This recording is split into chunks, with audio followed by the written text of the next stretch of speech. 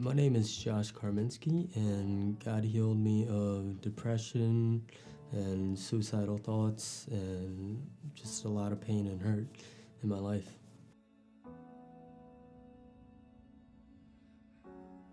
It all started with my biological parents. Um, so my dad was an alcoholic. My mom slept around with a bunch of men. And it got to the point where my dad was so abusive that the Russian government had to take me away from that environment and had to shelter me from it. So that really just scarred me deeply, emotionally, psychologically. Then I was put into an orphanage, and which wasn't much better. The caretakers were very hurtful, very abusive. One of the caretakers used to hit me on the head with a college-sized ring and left me with welts. So it was just not much better than my home life. And so when my adoptive parents came, it really changed everything. But although I just put a gigantic Band-Aid over those 6.5 years that I was in Russia. So fast forward to 2015. My life's been great. I've been homeschooled. I've been in a Christian home environment. I was going to church. Really going through the motions of going to church, being in the building, and not really sitting in service. I just walked around because I couldn't sit in service without falling asleep. I couldn't read the Bible because it was so boring for me. I couldn't pray because I would fall asleep while praying. And all my friends, my family, the pastors would just tell me, like, hey, you should read the Bible, you should pray, you should worship, you should try this and all this stuff. They would give me the tools, but not tell me what the root issue of what was going on in my life. And so in 2015, I was dating this girl from the youth group, and one day she goes, all right, we're done. It's over. I don't care about you. I don't like you anymore. And something inside me really broke. And all those feelings from years ago as a kid just flooded back into my mind. The neglect, the being unloved, just filled my brain, and something just broke inside me, and I tried to kill myself for the first time in 2015. And the cops came to my house, and they're like, hey, do you want to get checked out? And me being the naive kid said, oh yeah, sure, check my vitals, sure. But they really just sent me to Stony Brook, the psychiatric ward, and I spent 2 weeks in there, and that really just showed me how broken kids around me really are.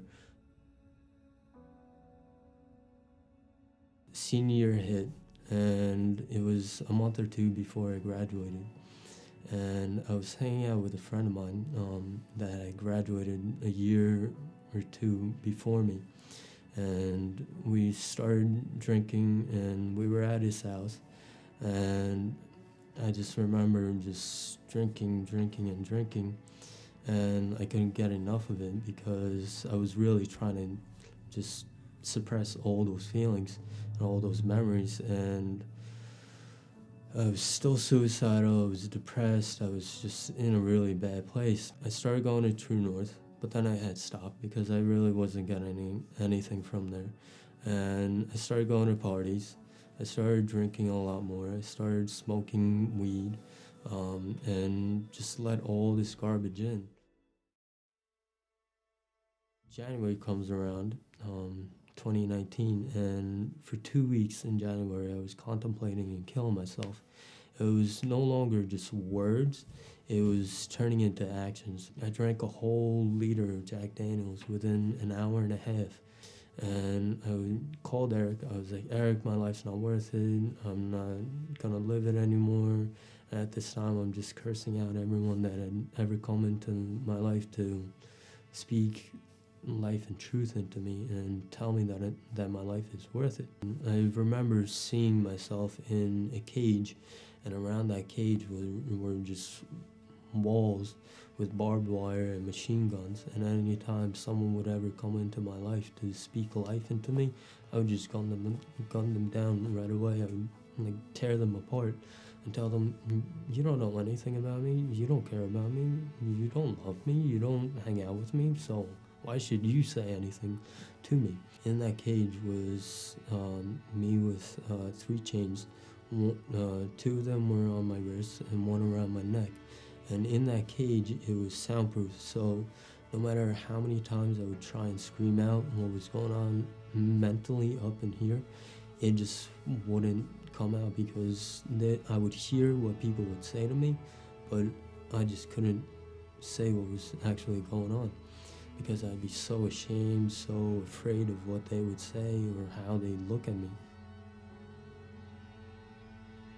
And I'm hanging out with Eric again Saturday, so a week went by, and he's like, hey bro, like there's a church service going on Sunday night, and like it's a healing and deliverance service where demons get just expelled, people get healed of cancer and all this stuff. I was like, Eric, like I've been to so many church services, I've been prayed for, I've heard all the church music there is to hear, I've heard all the sermons, I've read the Bible before, I know all this stuff, but it hasn't changed my life yet, so what's the point in going? So it was like really like tough for me to say yes. So I'm like, no. So Sunday comes around in the morning, I'm sitting up in service in the balcony. It's an 1.5-hour service, and at this time I'm sitting there struggling with myself and really grabbing the bottom of the pew, and because all I heard in my head was a demonic voice telling me to go kill yourself. Your life's not worth it. Nobody cares for you. Nobody's ever going to forgive you. You've got all this shame and condemnation on you. Your life's not worth it. And like I was battling myself for an 1.5 hours, and it took everything out of my upper body to yank myself down to that pew. And so at the end of this, it was like around 12:45. I texted Erica. I'm like, all right, fine, let's go. Like, okay, something needs to change.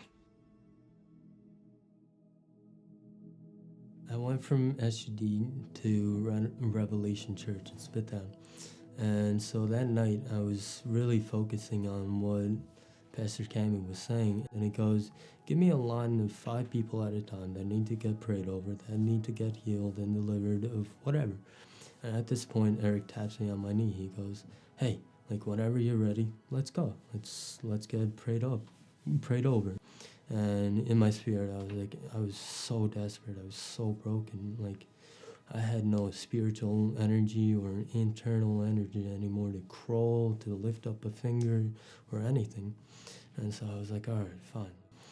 And once I had hit that line, I felt a demonic spirit just reach my heart, squeeze it, and then put a chain or rope around my throat.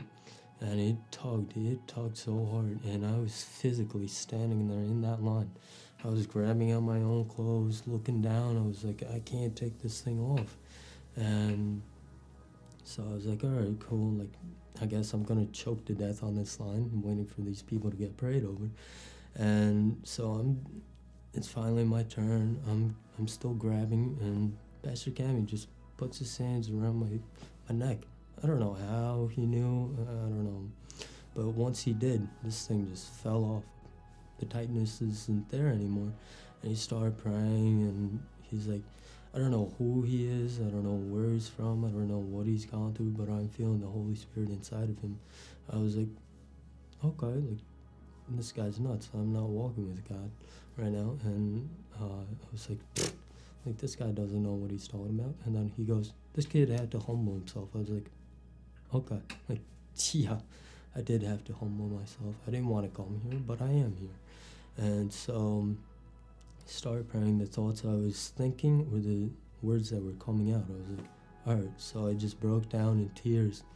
And at that moment, I did a 180 to God and fell face flat before God. And at the same time, physically, I just went down like the wall of Jericho, backwards. I was like, oh, like I've never had this before. And I'm on the floor. I'm still hearing Pastor Cam talk and Eric talk, and he's like, who is this guy? Where is he from? Like, what's he gone through? And I was like, hey, whatever you said is exactly what he's going through. Like, this is crazy. When I physically get up, spiritually, I feel my head just being raised out of the water. And I say water because, like, around my ears, it was just muffled. I couldn't hear anything. Spiritually, I couldn't see anything. I couldn't see the darkness. I couldn't see the destruction around me. And so when I got up, I could see all that. I was like, wow, that's crazy. And at this moment, it went from darkness to light.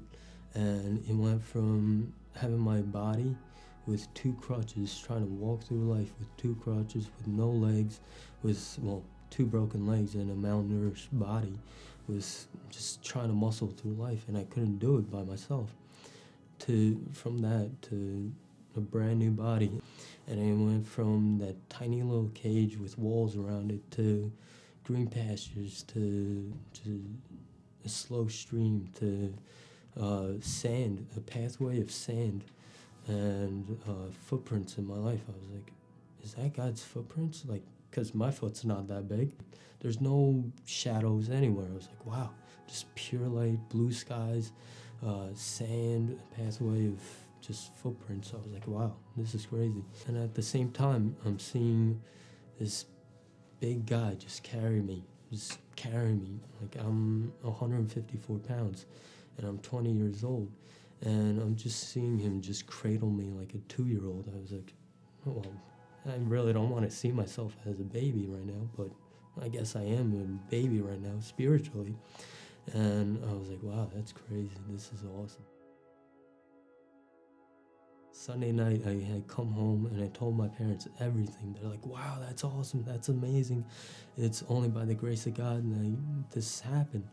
And my dad nonchalantly goes, like, hey, Josh, I just dumped out all your vodka that you had in your bottle. I was like, oh. And then instead of closing off and saying, like, oh, that's not mine, it's a friend of mine's, I stopped making excuses. I was like, thank you. Thanks a lot. This means a lot to me now. Like, but I do have a bottle of melatonin to help me sleep. And my mom goes, no, don't take it. God's going to give you rest. I was like, all right, fine. So I'm going to trust in what my mom says. So I hit my head on the pillow, just gone like a light. I was like, wow. So I woke up the next morning, Monday.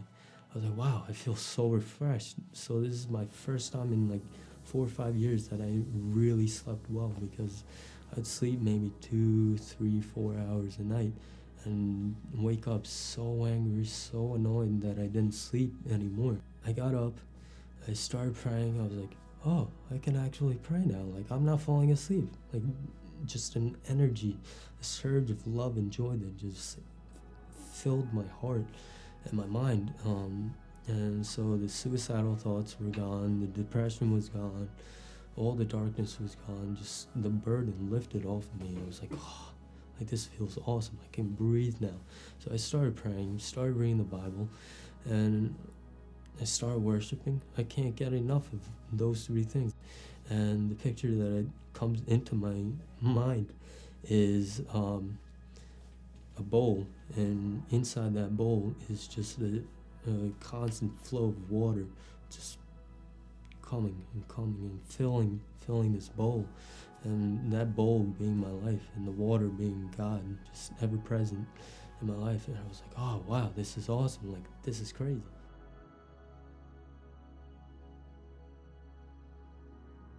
I'm just trying to glorify God through everything I say, everything I do, through my interactions with people.